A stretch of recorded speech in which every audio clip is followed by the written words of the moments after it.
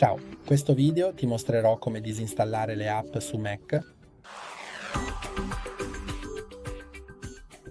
Per farlo, sta andare su Finder, poi in Finder vai su Applicazioni, Nota, e qui ci sono tutte le tue app. E per disinstallarne una, basta semplicemente selezionare quella che vuoi disinstallare e puoi semplicemente spostarla facilmente nel cestino, qui nel dock. Poi inserisci la tua password e adesso l'app è stata disinstallata. Oppure semplicemente cliccare sull'app una volta, poi clicca su comando elimina e anche questa è stata eliminata. Questo è tutto per oggi. Metti like e iscriviti. Ci vediamo la prossima volta.